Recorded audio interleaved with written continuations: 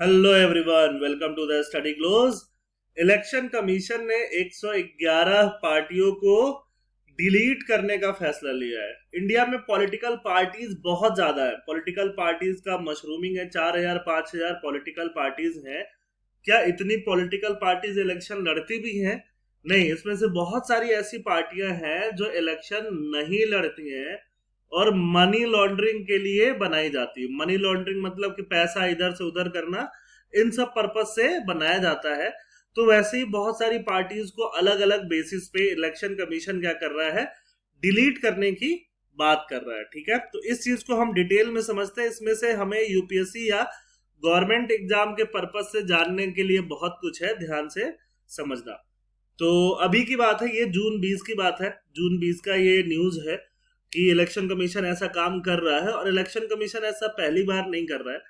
कुछ दिन पहले ही मई के महीने में ही इलेक्शन कमीशन ने 87 और पार्टीज को डिलीट करने की बात करी थी।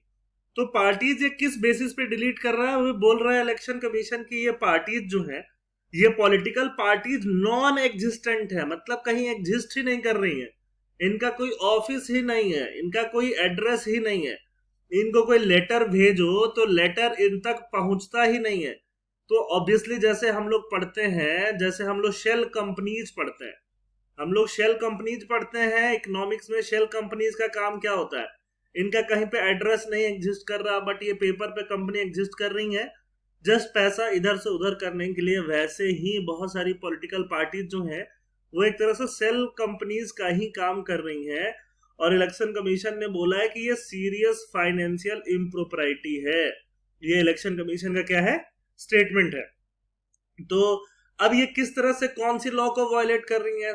तो अगर आप पढ़े होगे तो RPA, representation of people act 1950 और रिप्रेजेंटेशन ऑफ पीपल एक्ट 1951 करके दो एक्ट बनाया गया है इंडियन पार्लियामेंट द्वारा इलेक्शन को संचालित करने के लिए।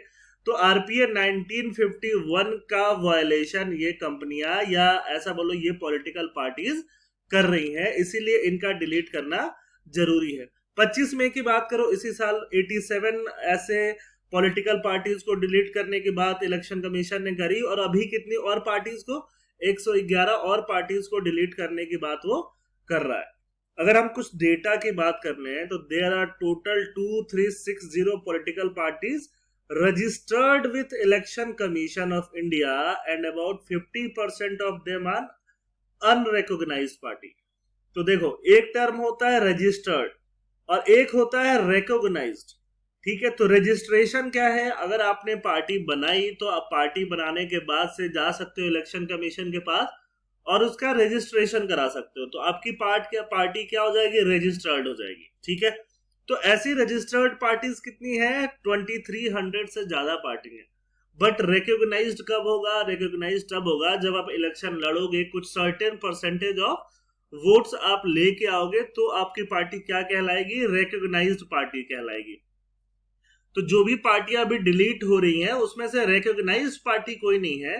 वो सारी की सारी खाली रजिस्टर्ड है। इलेक्शन कमीशन के पास रजिस्टर्ड तो है, बट ऐसा कुछ वोट शेयर वो किसी भी इलेक्शन में लेके नहीं आई है जिससे कि वो क्या हो पाए, रिकॉग्नाइज्ड हो पाए। लेटर उनको भेज रही है इलेक्शन कमीशन, वो लेटर क्या हो रहा है, डिलीवर ही नहीं हो पा रहा है क्योंकि उनका एड्रेस ही एग्जिस्ट नहीं कर रहा और लेटर जो है रिटर्न हो जा रहा है। बट इलेक्शन कमीशन ने उनको 30 दिन का टाइम दिया है कि अगर किसी और वजह से लेटर रिटर्न हो रहा है, अगर आपका एड्रेस चेंज हो गया, आपने अपडेट नहीं किया, कुछ भी ऐसा है, तो 30 दिन के अंदर आप चीफ इलेक्टोरल ऑफिसर के पास जाइए। वहां पे आप एविडेंस दिखाइए कि देखिए आपका ऑफिस जो है वो कहाँ पे एग्जिस्ट करता है। अपने अकाउंट्स दिखाइए कि पैसे का जो लेन देन है वो सही है कि नहीं है। कंट्रीब्यूशन रिपोर्ट दिखाइए। ठीक है, ये सारा कुछ डॉक्यूमेंट, प्रॉपर वैलिड डॉक्यूमेंट लेकर अगर वो political parties chief electoral officer के पास जाती हैं तो वापस से उनका जो डिलीशन है वो कैंसिल किया जा सकता है। ठीक है, अगर हम बात करें रिप्रेजेंटेशन ऑफ पीपल एक्ट और इनकम टैक्स एक्ट 1961 की, तो उसके तहत हर साल की अगर बात करें 2017-18 या 2018-19 और 2019-20 में बहुत सारी ऐसी पार्टीज हैं जिन्होंने अपना फाइनेंसेस जो है उसको डिस्क्लोज नहीं किया है।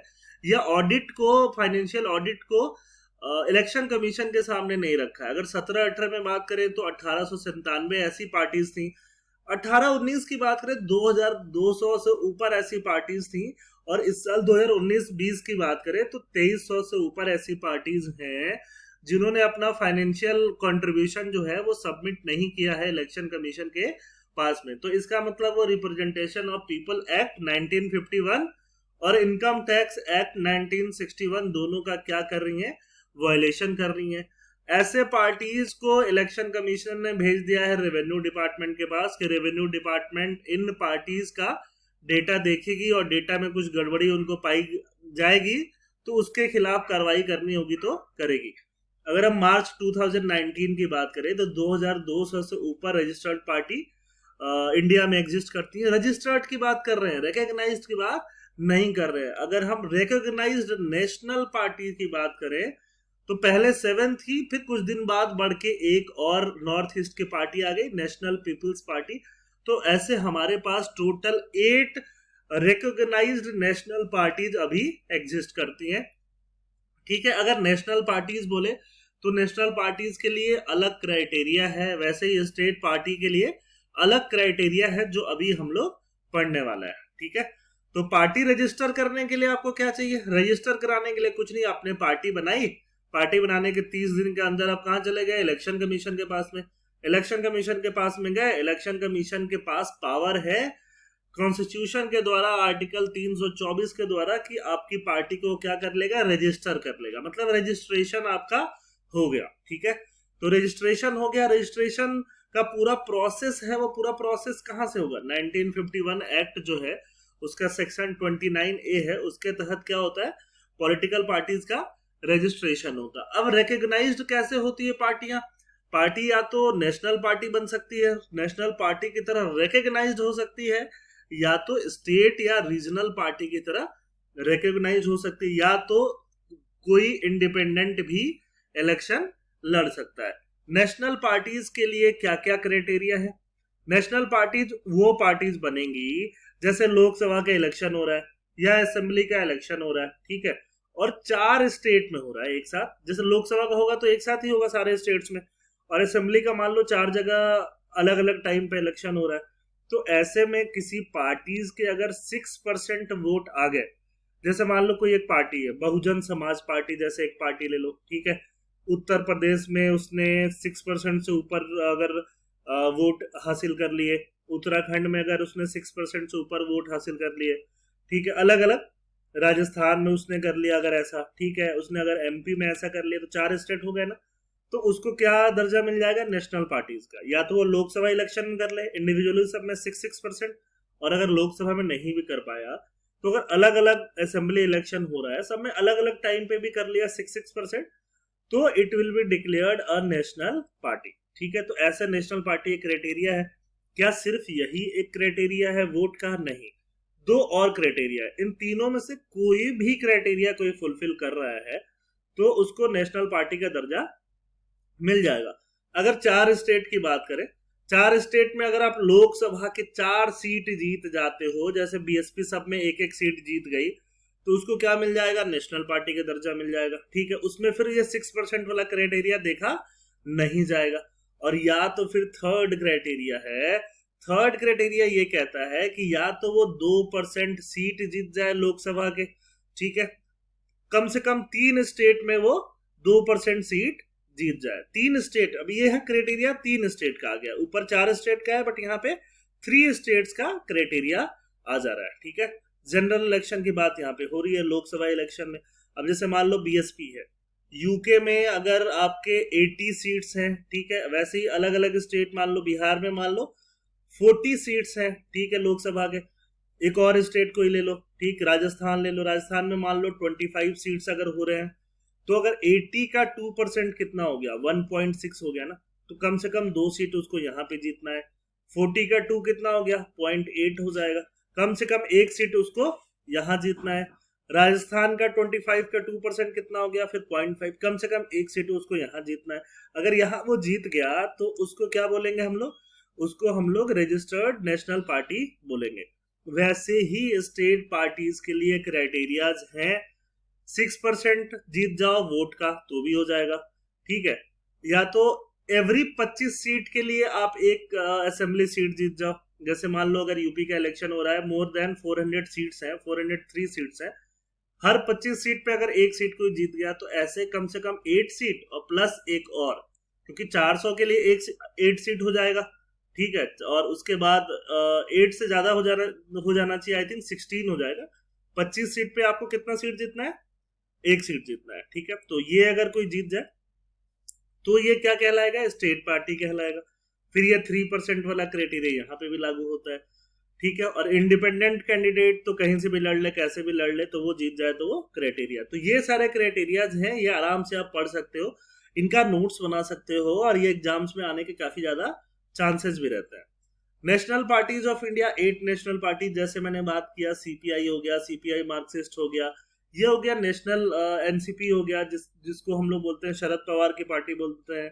नेशनल कांग्रेस हो गया, Indian national Congress, Bharatiya Janata party, Sapa, ठीक है। ये तृणमूल कांग्रेस, और ये है आपकी नॉर्थ ईस्टर्न पार्टी जो मेनली मेघालय में है, बट 4 स्टेट में इसने समहाउ सीट जीते हैं, तो ये एक नेशनल पार्टी बन के उभरी है इंडिया के अंदर, ठीक है। अगर हम बात करें बहुत पहले की, बहुत पहले मतलब 1957 के इलेक्शन की, तो सिर्फ 4 पार्टीज ऐसी थी जो नेशनल पार्टीज थी। उसमें भारतीय जनसंघ हुआ करता था जो बीजेपी का पहले का पार्टी है, कम्युनिस्ट पार्टी ऑफ इंडिया है, कांग्रेस का देखो ये ऐसा कुछ चिन्ह हुआ करता था, और प्रजा सोशलिस्ट पार्टी करके 4 पार्टीज नेशनल पॉलिटिकल पार्टीज थी 1957 में। बट 51-52 में 14 पार्टीज नेशनल पार्टीज थी। मतलब जो आज नेशनल पार्टीज है, ऐसा जरूरी नहीं है कल भी नेशनल पार्टी वो रहेगा, क्योंकि वो अगर अगले इलेक्शन में वोट वगैरह नहीं जीत पाया तो वो नहीं भी जीत सकता है, ठीक है। तो आई होप आपको ये पूरा लेक्चर समझ में आया होगा और इंटरेस्टिंग लगा होगा।